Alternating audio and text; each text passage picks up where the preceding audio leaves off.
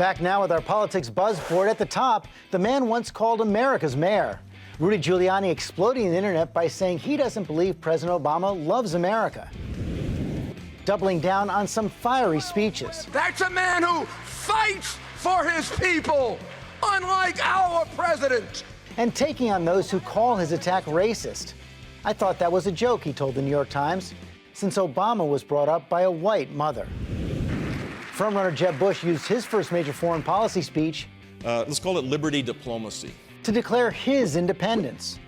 I love my brother, I love my dad, but I'm my own man. But his foreign policy team stocked with veterans of both his father's and his brother's White House. Which brings us to our latest contender, South Carolina Senator Lindsey Graham. The foreign policy veteran is a long shot, but he's holding his own in his home state. On Facebook, too. And on his first trek to Iowa this week, Graham made this pledge. This campaign is going to be fun. It's going to be challenging. We're going to give honest answers to hard questions. And Senator Graham joins us now. Thanks for joining us again, Senator. Okay, honest answers to tough questions. Do you really think you can win the Republican nomination? I don't know yet, but I'm going to give it a try. I think I can win South Carolina. I wouldn't be talking to you.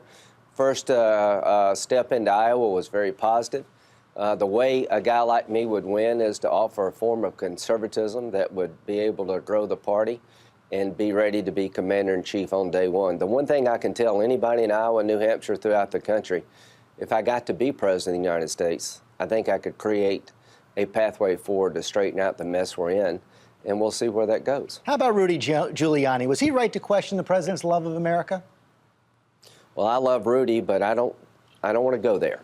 The nation's very divided. President Obama has divided us more than he's brought us together, and I don't want to add to that division. I have no doubt that he loves his country. I have no doubt that he's a patriot.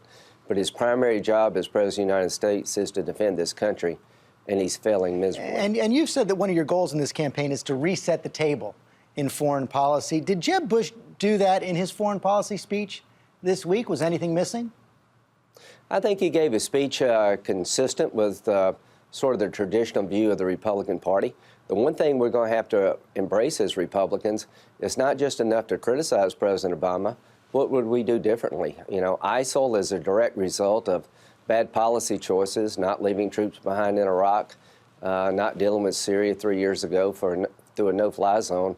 So at the end of the day, I want the Republican Party to talk openly about the hard things, like having boots on the ground in Syria and Iraq, American boots on the ground, as part of an international regional force to make sure we degrade and destroy. So there's no question you think that's necessary?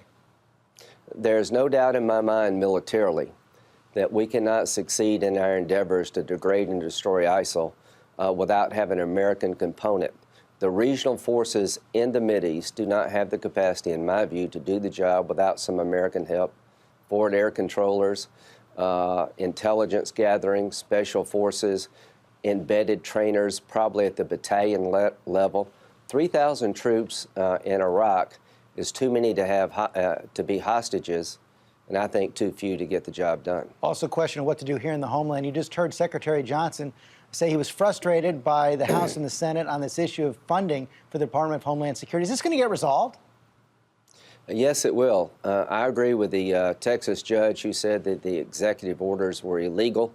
I hope Republicans will come together and back the court case, file a friend of the court brief with the court, and fund DHS. I am willing and ready to pass a DHS funding bill and let this play out in court.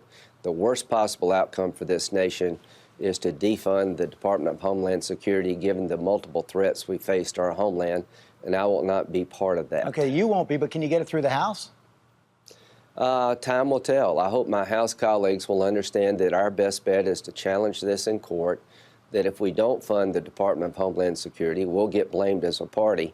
And to anyone who is watching the world as it is, I've never seen more terrorist organizations with more safe haven, with more money, with more capability to strike the homeland than I do today, and that's a direct result of a failed foreign policy by President Obama. And the worst thing to do is add gasoline to the fire by having the Republican Party defund the Department of Homeland Security. One final question about this potential presidential run. There's been some polling in South Carolina this week, as I showed earlier. You're leading the pack. But they also asked, should you run for president? And 58% of South Carolina registered voters said no. Why are the people who know you best weighing in against a run? Well, a lot of them are Democrats. They probably don't want a Republican running for president. So at the end of the day, if I didn't think I could win my home state, I wouldn't be doing this.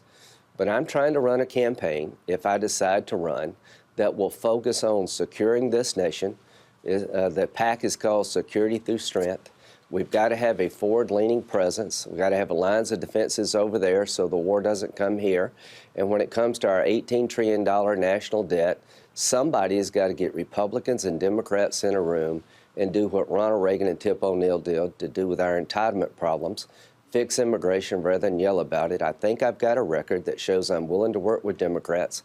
And when it comes to foreign policy, I've been more right than wrong the last 3 years, and I've never been more worried about my country than I am today in terms of radical Islam. And yes, it is radical Islam. People in Iowa understood radical Islam is the source of the problem here. They've adopted a theory of religion that's 1,000 years old that requires a worldwide caliphate that will purify the Islamic religion, kill or convert every Christian and Jew and vegetarian in their way, and they're not going to stop unless somebody stops them. And we need to get this right. Senator Graham, we'll see you on the trail. Thank you.